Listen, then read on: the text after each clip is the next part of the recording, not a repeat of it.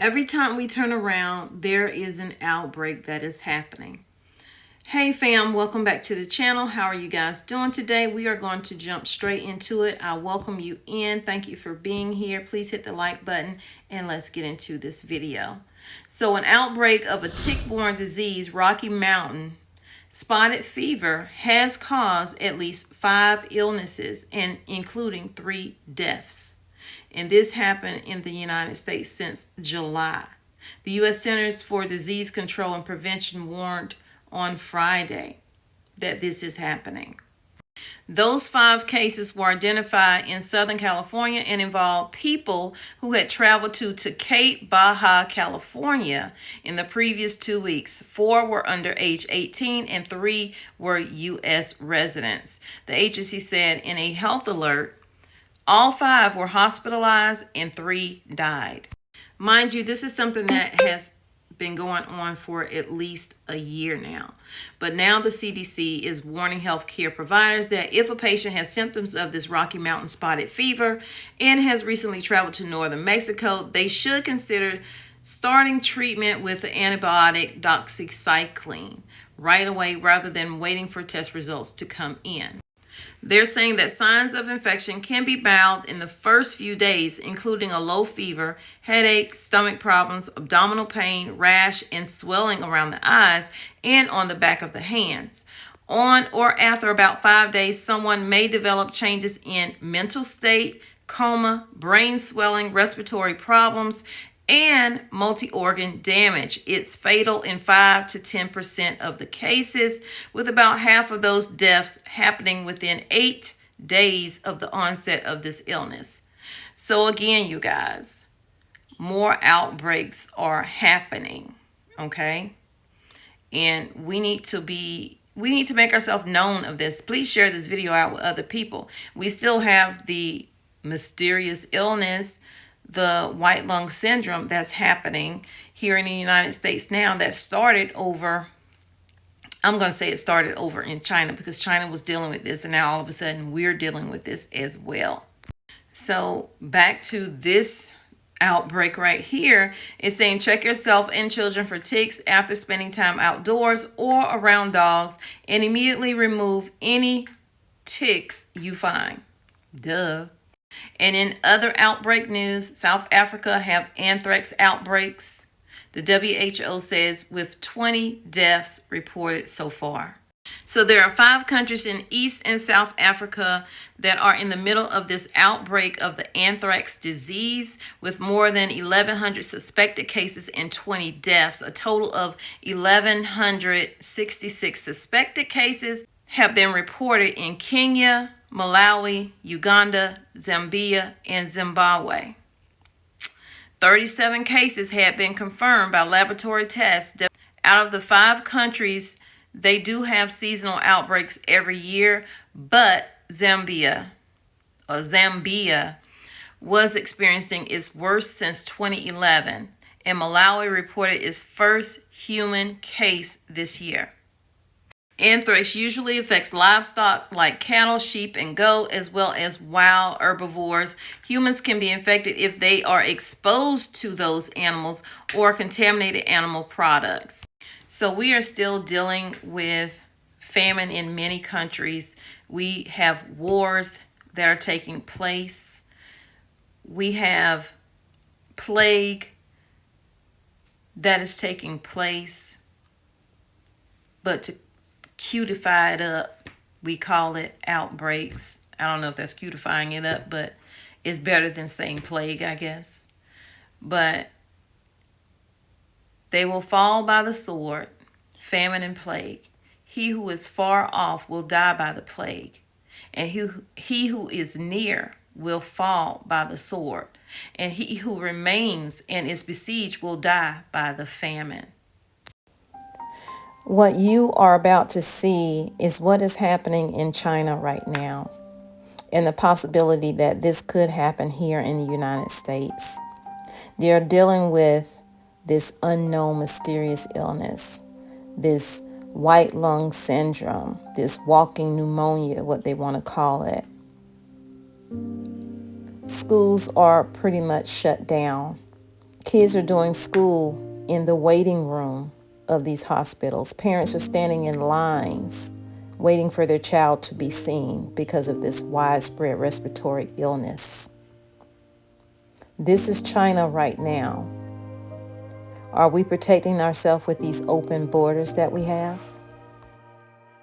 That's because I have monkeypox. I remember seeing like dots on my face, like pimples almost, it looked like. I started having swollen lymph nodes, I started having a headache, I started having a fever, and I just felt overall just really lethargic and really tired. This is one of the most painful things that I've ever dealt with in my life. The spots first appeared on my hands and my arms, and over the course of a day, they actually progressed all over my body. I started to see spots on me, spots on myself. So they swabbed one lesion over here and I believe one lesion on the other side of my face. And I got the results back in 2 days and it was positive monkeypox. I had yet to hear my result until today, Tuesday. I have seen my primary care physician who basically told me that to take Tylenol. And then my symptoms got worse. I went to the ER. I called 311, I called the Department of Health, I called emergency rooms, I called urgent cares, and I did call my PCP. I actually was hung up on by a couple of emergency rooms. They basically booted me out of the hospital, like kicked me out of the hospital. The doctors coming in with gas masks and full-on bodysuits, signs on my door saying this room is highly contagious, it's a high-risk room. Destabilized, have famine, and resulting in not just death, but unrest and mass migration. We truly are at an unprecedented crisis. Food pricing is our number one problem right now as a result of all this perfect storm for 2022. But 2023, it very well will be a food availability problem. When a country like Ukraine that grows enough food for 400 million people is out of the market, it creates market volatility, which we are now seeing. In 2007 and 2008, we all witnessed what happened when pricing gets out of control.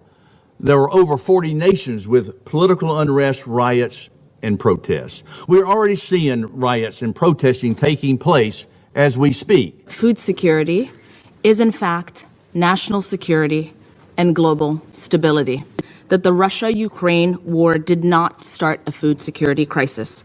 It simply added fuel to a fire that was long burning.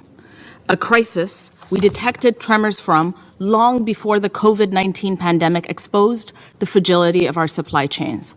I share this because we believe it's important for you all to understand that even if the war were to end tomorrow, our food security problem isn't going away anytime soon without concerted action. The price increases in major food crops year to date has made an additional 400 million people food insecure.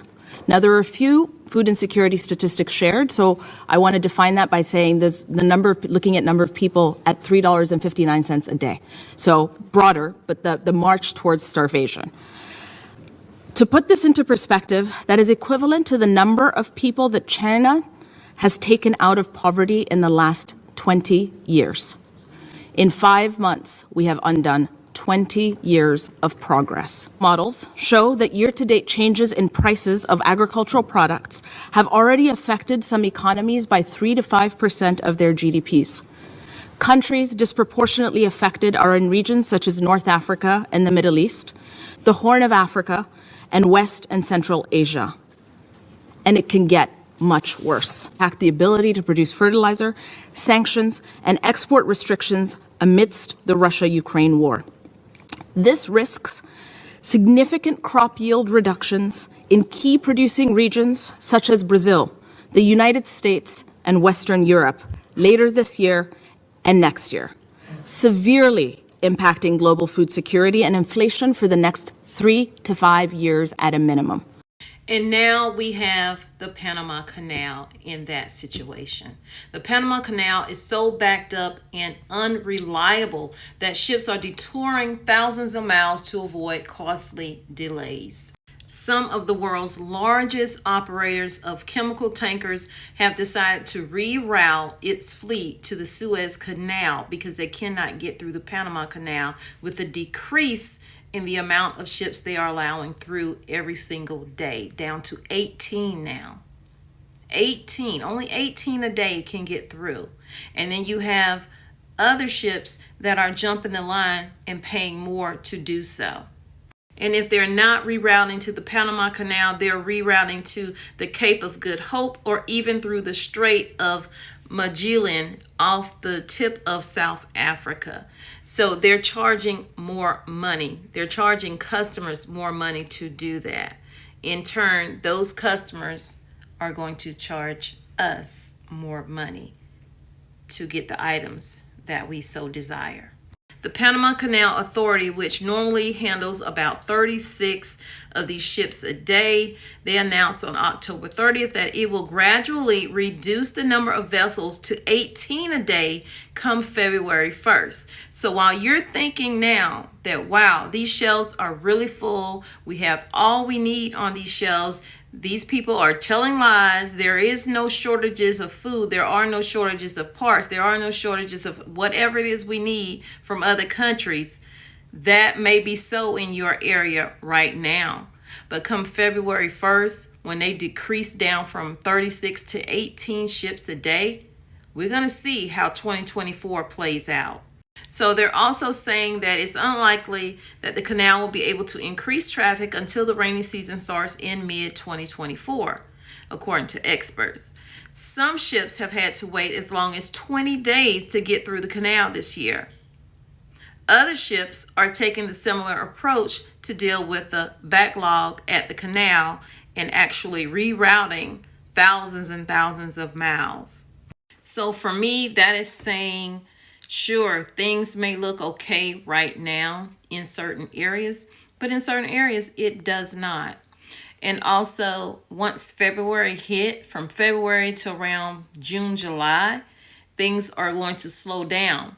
But we might not see that effect until towards the middle and end of 2024. When does this end? So I want to thank you guys for coming in. Let me know what you think down in the comments. Do you think the Bible is coming to life? Do you see what is happening with all of these outbreaks from the monkeypox, from C-19, from respiratory illnesses in humans and in our pets as well? And the war is just getting worse. And the U.S. sending more troops to the war in different areas, and also bypassing Congress and sending funding for munitions, so to Israel. So yeah, it's a lot happening right now. We all need to pray, plan, and prep. And I'll see you guys in the next video. Turn your notifications on if you have not, because there will be another video today, maybe 2 videos today. Who knows? I'm going to keep pumping them out because these stories are here. And I want you guys to be aware of what is happening so you can prepare your mind, body, soul, and your home. Take care. I love you, but God loves you more. He created only one you. Be the best you that you can be. And when you are, go out and spread God's love, peace, love, and light. Thanks for being here on TOMMYBITESTV and Homestead. Don't forget to subscribe to the channel if you have not. Whoa, oh, oh. Da, da, da, da, oh, oh. Da, da, da, da, oh, oh. Da, da, da, da. Making our Christmas memories. I've been working so much lately, I can barely find the time to sleep. Yeah, I spend my time running around, keeping people pleased. But this is my favorite holiday. It's a chance to start over new. 'Cause I missed you, so I'm letting go of everything but you. These are the good times with you. Baby, this year it's just gonna be you and me. Hang by the fire and chill. Isn't this how it's supposed to be? Making our Christmas memories. Oh, and I've been longing to hold you close. Forget about everyone else. to be, making our Christmas memories. Oh, oh, la da da da, oh, oh, la da da da, oh, oh, la da da da, making our Christmas memories. I've been wrapping presents for you. I've been hanging marbles in the tree, and I've lit my house with Christmas lights, so you should come back home to me. And when we wake up in the morning, I'm gonna play those carols that you love. We'll be singing all the melodies until the sun comes up. These are the good times with you. Baby, this year it's just gonna be you and me. Hang by the fire and chill. Isn't this how it's supposed to be? Making our Christmas memories. Oh, and I've been longing to hold you close. Forget about everyone else. Isn't this how it's supposed to be?